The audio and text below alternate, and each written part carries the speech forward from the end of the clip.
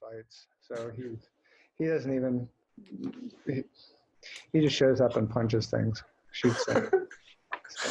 All right, and I've got somebody else who joined the meeting too. She's here. She won't be doing anything like really spectacular, but she's. Well, if Paco notices her, he'll do spectacular stuff. He's very reactive to other dogs, even if they're virtual.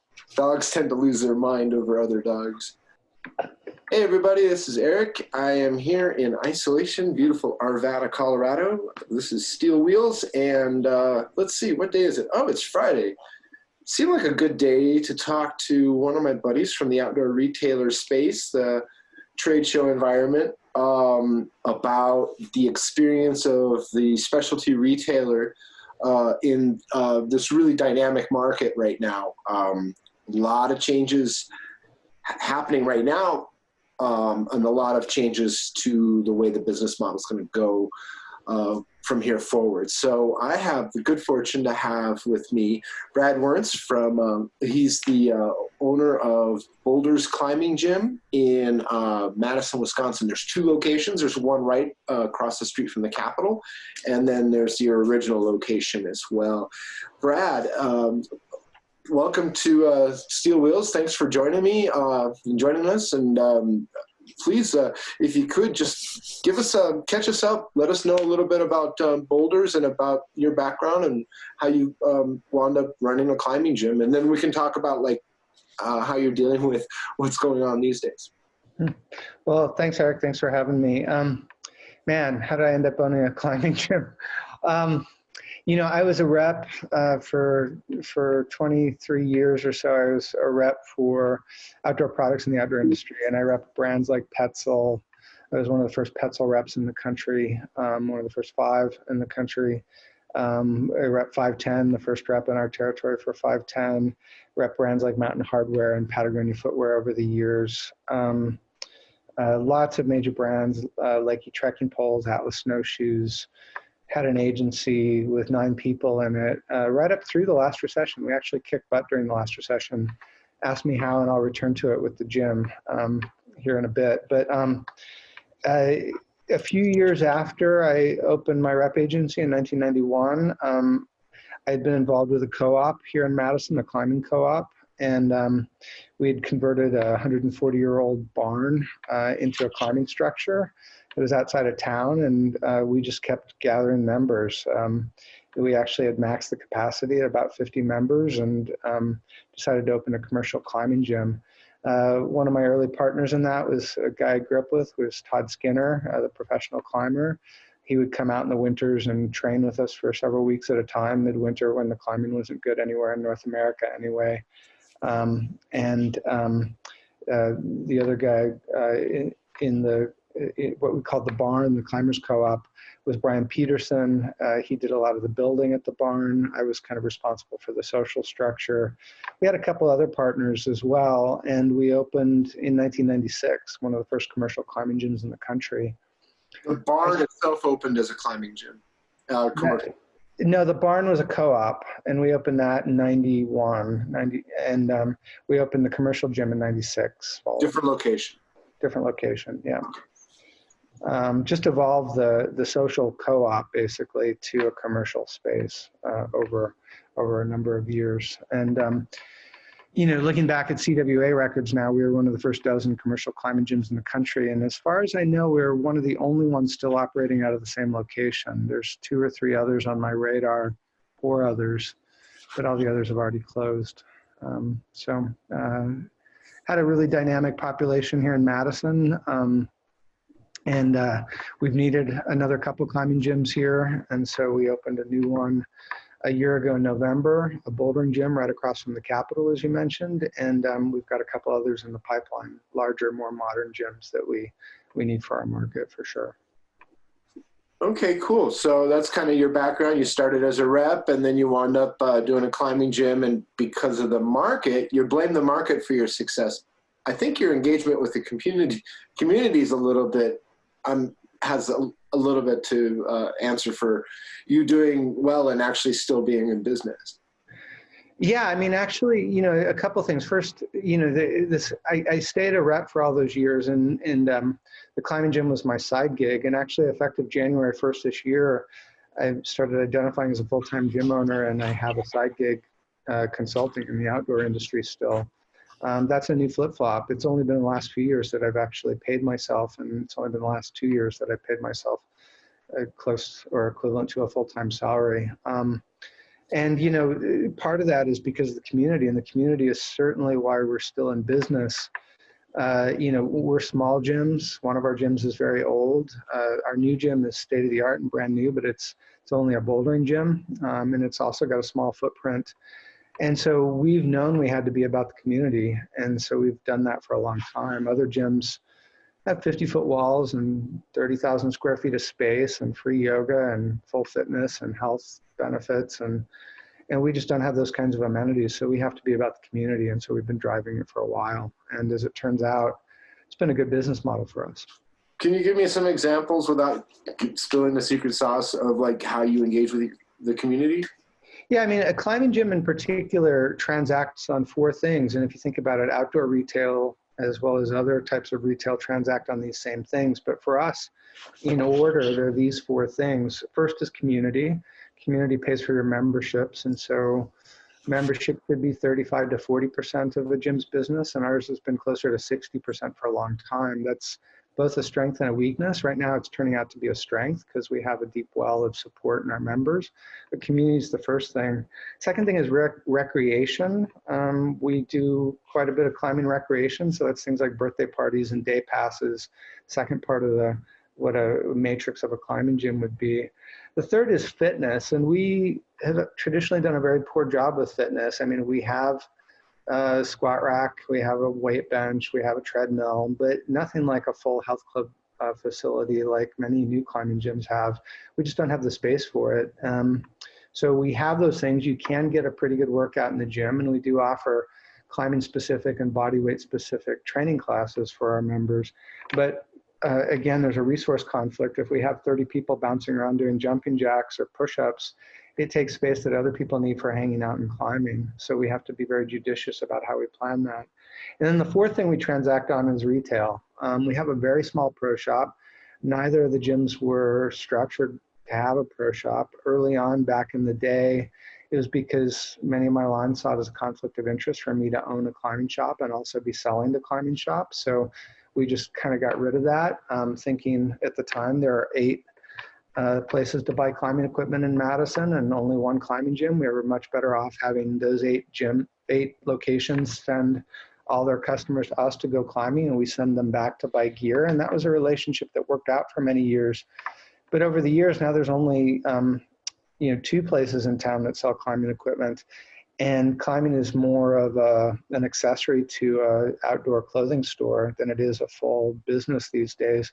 So we started a few years ago to bring in a few climbing related goods, but we basically just touch things that touch the body, apparel, harness, chalk bag, belay device, carabiner to tie it all together, a couple pairs of climbing shoes. That's pretty much it. And a couple times a year, we'll bring in some pads because bouldering is really popular in our area. So people need a place to buy pads, but we don't sell cams, nuts, stoppers, quick draws, ropes, packs, any of that stuff. Just because. Just don't have the space to store it, right? Yeah, we don't have the space to store it or present it. I mean, if I walked into my own gym as a rep, I'd be like, so what's your plan here? You have no space for our pro shops are 8 square feet. Like literally, so they're very small. That said, in the last couple of years, we've been able to do almost 6 figures in business by focusing on things that turn quickly and a lot of swag with our own brand on it. Apparel is a big driver, and that just underscores our 4 things: community, recreation, fitness, and retail. We do very little in fitness. We actually do now more in retail. And community is just a huge driver for us, really important. Excellent. So, okay, so let's skip forward. I mean, this is great hearing about your business, and it's really nice to hear that you've got, you invested time in building community, and now when you're not open, and nobody's coming through the door to put money in, you still have people maintaining their memberships and whatnot, and that's fantastic. Especially, I mean, that not if a lot of businesses are having a lot of trouble right now, especially in retail or any business that's just customer facing, on the street, that kind of consumer based. I'm having trouble with words here, but businesses that rely on people walking in the door, brick and mortar kind of businesses, they're all, a lot of them are hurt, except for the ones that are doing takeout.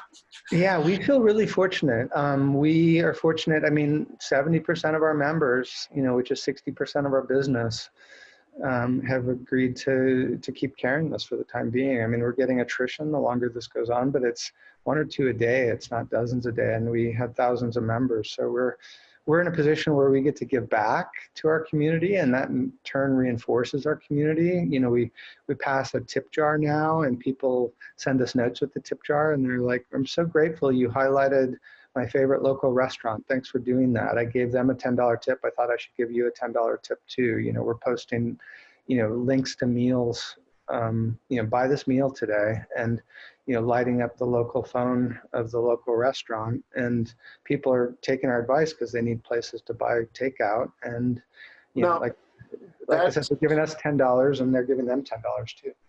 So when you talk about community, you didn't mention media, outreach, social. You didn't mention any of those things. And now social, I mean, and we're going to get into this, and this maybe is a good way to segue into the conversation about the pandemic and how do specialty retailers survive in a period of pandemic. Can you talk a little bit more about the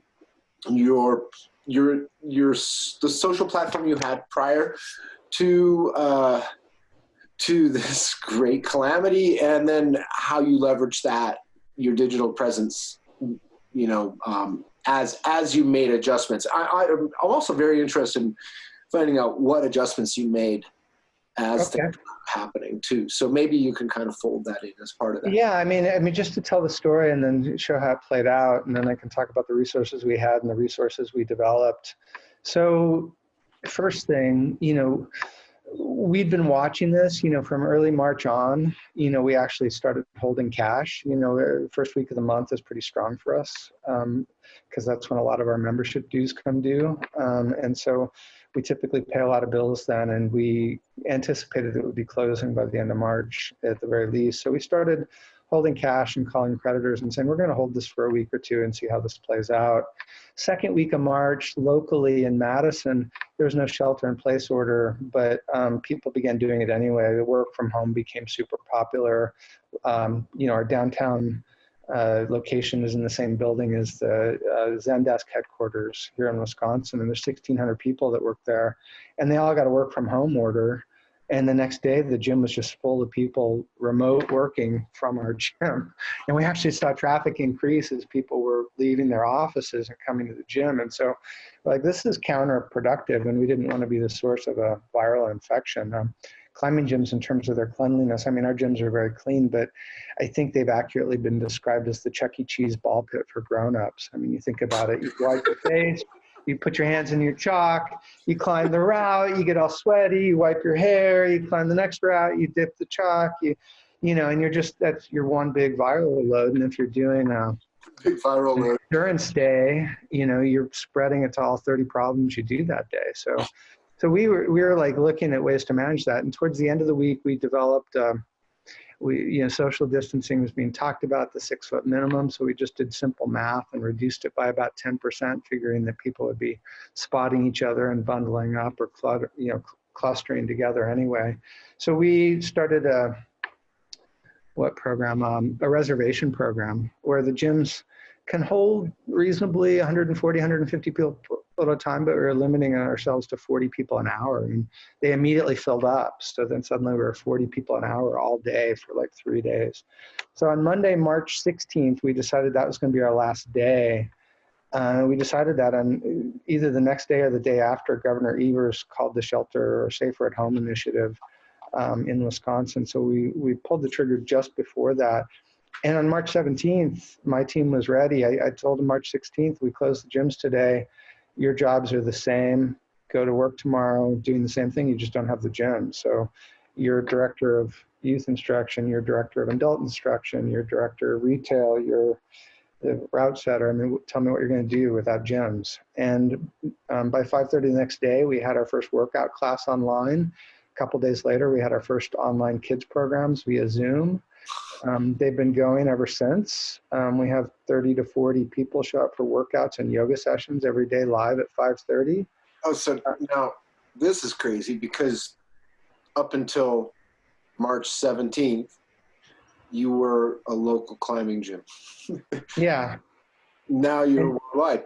Now you can really sell these. Anybody who wants to join any of these classes can go to your website.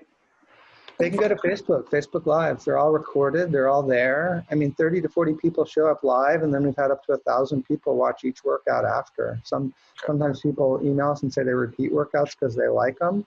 Some say they're happy to get them whenever they can do them, and so they just don't do them live. But we do them every day at 5:30 live via Facebook Live and Instagram Live. They go live there too. So. All right. Well, we'll leave a link for that in this video. Awesome. Thank you.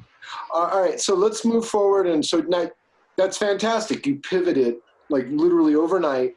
You probably saw this coming when you're like, I need to keep these people because they're important to me. Yep. Just fantastic. But at the same time, you lit a fire under their butt and said, why are you important to me? Yeah. Tell me why I need to keep paying your salary, which is everybody needs to have a plan of how they're going to deal with not having a gym and still, directing something. And I think that's fantastic that you were able to turn and move towards a digital. So now what happens to, what are your plans going forward? Well, we need to transact still. We do have good member support, but we need to add revenues above that. So we've developed a couple other revenue streams for the short term. The first is, well, I've said we're not really a retailer. And in particular, we're not an online retailer. I don't want to compete with Backcountry and Moose Jaw and REI. So we're not going to be like suddenly a climbing retailer. But we're coming out with a line of special edition t-shirts that are kind of commemorative of the moment. The first ones will debut this week. We've already had a couple and those sold reasonably well, but they weren't necessarily custom and timely. But for the next 8 weeks or so, once a week, we'll have a new t-shirt out, a limited edition pre-order t-shirt. And our goal is to sell enough of those to hit a revenue-based figure. And from our tests, I think we'll be able to do that. We've also created relationships with vendors we've never worked with before in some cases, and in other cases, we've gone back to old vendors, but we've created affiliate relationships, kind of a direct ship model where we post on our platform with our thousands of followers, hey, buy this, you'll help us, and you'll get a 15% discount from like So Ill was really good at that. We did one with Rad Rollers for home care. We've got new relationships with home workout equipment and home yoga equipment. I reviewed a Rad Roller device. Oh, they're awesome, aren't they? Mm-hmm. Yeah, very high-end product. And so we called them and said, hey, we've always loved your stuff. We've never sold it. We thought it was a risk for us, but if you'll help us, we'll drive it. And they're like, we just created an affiliate program for that. So we, sold 30 rad rolling packages, and so that helps us too. Our programs are free and we want to keep them free, but we do pass the tip jar. Hey, thanks for showing up today. We'll say, we appreciate your support. We appreciate everyone's support. If you can, or if you're able and inclined, please give us a tip. We've had tips for $5 and we've had tips for 250, and Sure. So, people are supporting things they believe in, and we're trying to give them a reason to believe in us, and that's working. We anticipate a time when we're going to have to ramp up our game. I've talked to other gyms where they have, are starting to put their programs or have put their programs behind a paywall. I'm hoping we don't have to go that route. It just creates a barrier, I think, that is, as long as we're supported elsewhere, if we can keep transacting, on a at-will basis. I would like to support people who can't afford us right now, or for whatever reason can't pay us. I think that's better for us long term. But meanwhile, we wrestle with how do you reopen a Chuck E. Cheese ball pit for adults? What are you? I just found out yesterday through one of my sources that it appears that on the West Coast, the plan is going to be that for the large businesses, the really large campus kind of businesses that are in California, no large meetings until the middle of next summer. Nothing over 50 people, which that's going to extend to concerts. So there won't be any concerts for the next year. And this is the West Coast, right? Because what's happened is California, Oregon, and Washington State have all agreed to work in lockstep when they come out of the stay-at-home order and they go to a safer-at-home kind of mandate, which is, you still can go out, you can go do things, but you really should be home. We're moving from stay-at-home to safer-at-home. At some point, though, you're probably going to try and go back to what? Reservation? Do you have any directive of like what wisdom are you looking to try and forecast what you'll be able to do and how many people you'll be able to actually have in a certain period of time? I mean, like, doesn't that would affect your cost structure and everything, right? Yeah, and it brings up a bunch of issues. And I work on a forum on Facebook for climbing gym operators. It's mostly owners and general managers who plug into that. And we've had some discussions, and just like the national discourse, it's been all over the board. We've got gyms in Florida, North Carolina, and Georgia who are, shouting the rebel yell and say, "We're open today." And the rest of us are like, "You're dumb. Sorry, you're going to kill people." I mean, I did an analysis of the math saying, the average gym is going to lose 4 people a month to this disease just by the basic math and traffic patterns. And so if we're not mitigating that, it will be mitigated for us either through customers not coming on their own volition, or the state will come back in and shut us down. It's, we're often grouped together with gyms, less often grouped together with entertainment. But in either venue, they're not going to allow packed theaters to watch movies. As you just mentioned, concerts are going to be limited. And gyms are a little bit different. There's, Lifetime Fitness has already announced a plan to be open for an hour and then close for a half hour and then an hour and close for a half an hour. And when you think about it, sure, you can wipe down every bar and every dumbbell and every, bench in a half an hour if you only have a few, a limited number of people, and you kind of watch where they went and you clean up after them and you require that. But just imagine doing that in a climbing gym. At any given time, we have an inventory of 150 routes or problems. And even if you just had 40 people in there running amok, you'd have to assume that they got on everything. And there's just no way to go up and clean it because it's off the ground and it's, you don't know. Not easy to get to, yeah. Yeah, and so then we look at reducing our inventory. We've talked about that, increasing our rotation. Both of those might be option. I mean, it might be that we only set 30 problems and we change them every week, and then we have by reservation only. And what if you do more of a highlighting or, more of a kind of a premium sort of experience when people come in? I don't know if that's even possible with bouldering. Listen to me talk. But is there any way that you can add value to that experience so when somebody comes in, they get, either somebody working them, spotting them, walking them through a problem, or, I mean, is there a way that I think you get what I'm trying to ask. Yeah, and I think pricing is going to be part of it. I mean, we've already had to deal with the pricing hurdle. And, I have 2 gyms. They're small gyms, 10 and 11,000 square feet each. Just by comparison, a modern gym is like everything you have in Denver is 20 to 25,000 at a minimum. And you have a 45,000 square foot gym in Denver right now, the largest in the country for the time being.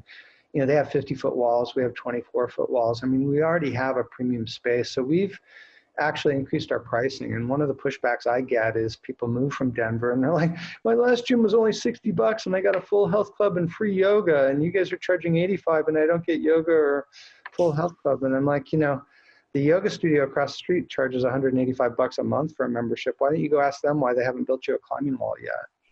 And I say that kind of cynically, and of course I don't say that out loud to customers, and this is just between us girls, but it's just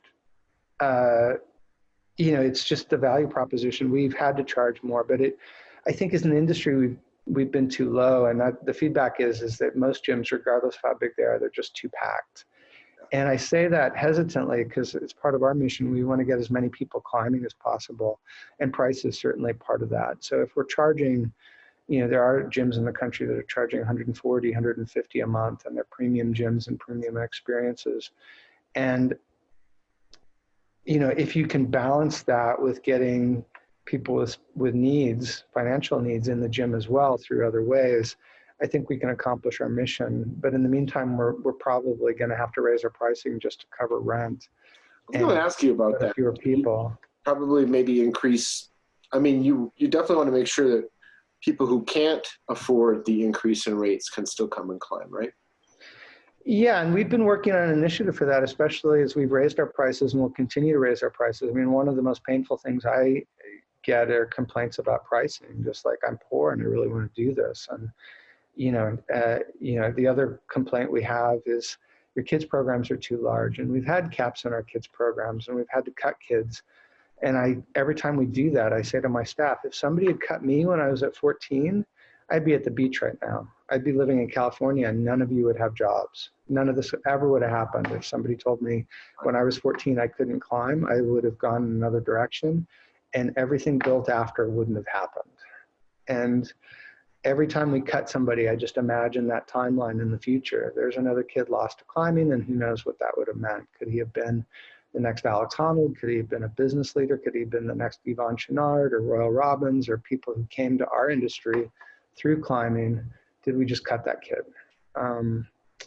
We won't know. So I make it our mission that we bring everyone we can in, even with higher pricing. And one of the pushbacks we give to people who complain is like, we charge more because we need to control our crowding. And we charge more so we can give scholarships to people who can come in at times when we're not crowded. So we try to balance that.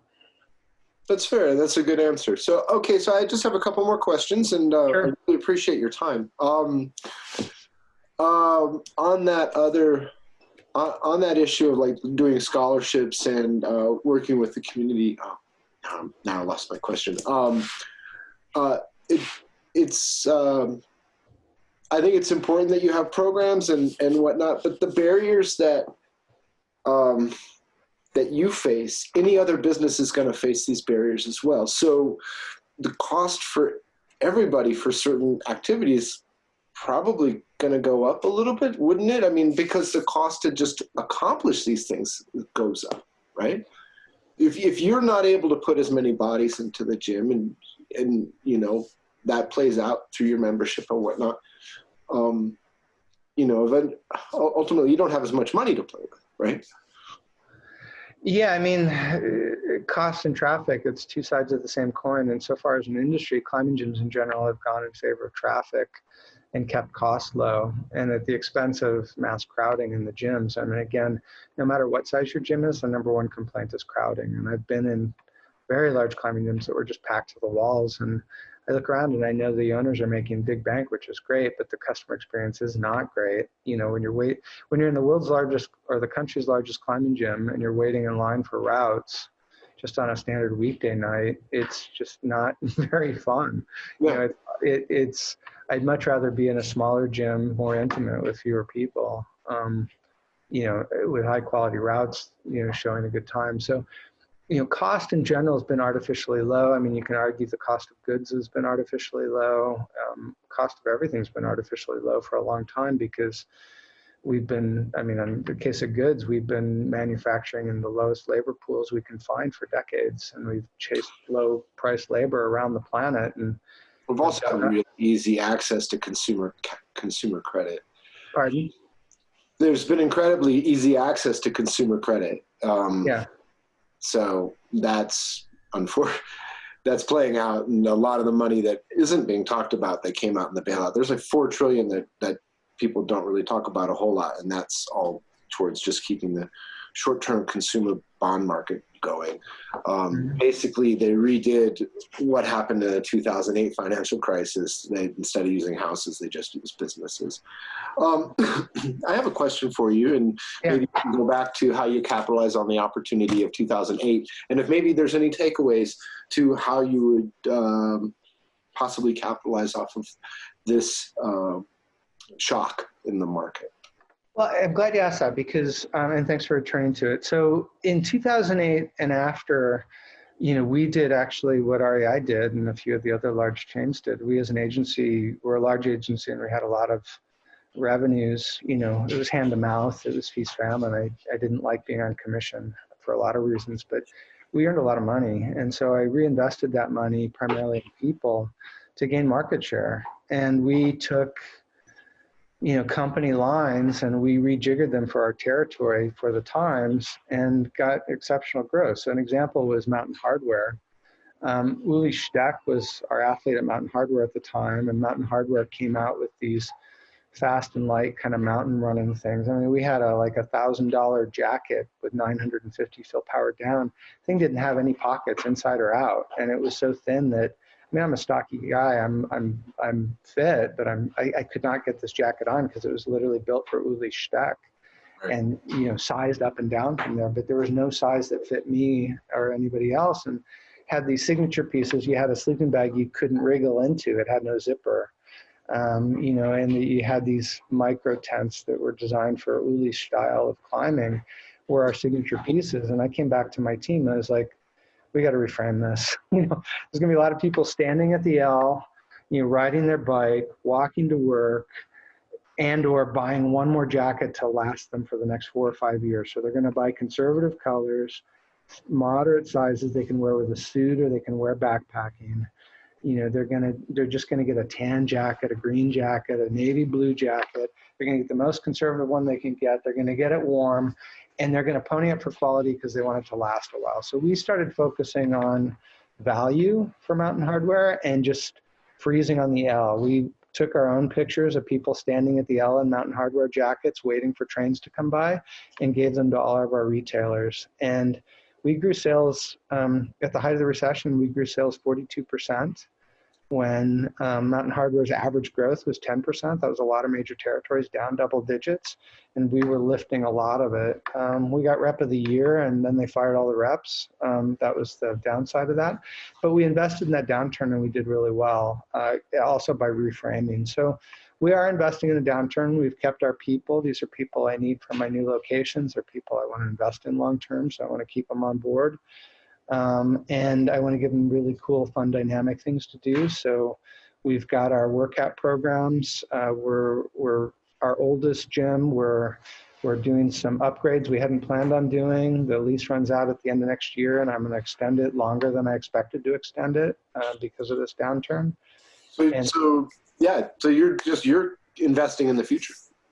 Investing in the future. I just talked to the contractor before you called. We're tearing out the bathrooms and upgrading them and adding a bathroom that we need for the crowds and cleanliness. And we're repainting it to match our branding downtown. And we're just upgrading. It's not super expensive. It's a low 5-figure spend overall, but I think it's going to, it's an investment for the next 3 to 5 years. We need to stay in that space and own our market. So, and the third thing is we are rejiggering. So we've redone our mission. So we're not going to be an online retailer. I'm not going to go against Backcountry and Mistra and all the ones I mentioned earlier. But we're going to find ways for people to engage with us online and transact with us online in meaningful ways that we can monetize either directly or, secondhand, so to speak, so that people are still paying for their memberships and doing so gladly, not out of a sense of charity or duty, but because we provide value on a daily and weekly basis, even if they can't come to our spaces. Awesome. And this is along the lines of some of the other conversations we've had. Yeah, for sure. Yeah, I think this is a great disruptor, and there's always opportunity in disruption, even as the bombs are dropping on Guernica and the Enola Gays flying across the Pacific, the worst of human history. They call them carpetbaggers for a reason, but there's also people who go in to not take advantage of, but to fix and add to. And we want to be that latter part of it, to be there to help clean up and to be there to help re-engage and to be there to help weave the connections and bring people closer together, because that's who we are. Excellent. Well, Brad, thank you so much for taking time with me on this sort of gloomy Friday afternoon. And we're going to sign out. I've been talking with Brad Werntz from Boulders Climbing Gym in Madison, Wisconsin. He's got 2 locations there. He's also doing stuff online on Facebook. You can find a link. It's be down below in the description, and I think I'll also have some stuff in the video, but it's on Facebook, it's on Instagram. Any other surprises or anything else you want to tell us before as we check out? Yeah, actually, one of the things I'm super excited about, we're just launching it today. It's called the Boulders Sessions. You know, one of the things we've tried to do and haven't fully cracked is the social engagement. We've got physical engagement and engagement for kids. We've had a couple social events. We had Kevin Jorgensen come on and do Q&A before we did a watch party for the Dawn Wall. And at the same time, we raised about $1,000 for the Boys and Girls Club of Madison. And we drove a lot of business to a local restaurant who is serving a special meal and drink that night. And that just got us thinking about what else we can do. So we've enlisted 5 really big name outdoor industry climber types to come on and tell us inspiring stories every Thursday night at 7 p.m. via Instagram Live. So we're going to debut the first one this weekend. I may as well tell you because you'll probably be editing. John Long's going to come on and read The Only Blasphemy on Instagram Live for us, which is a story I told my whole team and none of them had heard it. You know, I don't know if you know the story, but he spent the day soloing in Yosemite with John Backer, and they kept upping the ante. So every solo climb they did got a little harder. How old is John Long? I had an instructor named John Long at one time. He's in his 60s, I guess, maybe a little older. Colorado? Mostly California, but he may have lived for a time in Colorado. Probably not. Super famous climber, amazing writer. But he wrote this story called The Only Blasphemy. You should provide a link to that as well. And then come see him talk live. But anyway, so he's climbing in Joshua Tree, and they keep getting harder and harder. And at the very end of the day, when he's as tired as he can possibly be, they do a 511C solo. This is in the 70s, so really unheard of. And he's gassing out as he's trying to get to the next move. He's 100 feet off the deck.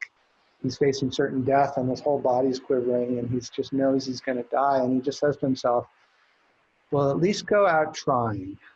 And he just kind of sucks it up, and he dynos for the next fold and catches it, you know, and survives it. So that story alone got me through the last recession. And I was telling it to my team, and they had never heard of it. So I'm like, I'm going to have to contact John and see if he'll read it for us. And that just led us to a bunch of other cool people with really cool stories that we'll be telling every Thursday at 7 on Instagram Live, 7 Central. So. That's fantastic. I'll leave a link for it in the description down below. And awesome. Thanks again for your time, Brad. And maybe we can get together. We can talk about opportunities in the digital space. There's many. We're changing the way the world works every day, and for better. Let's change it for good. All right. Thanks a lot, Brad. Have a good day. Thanks. All right.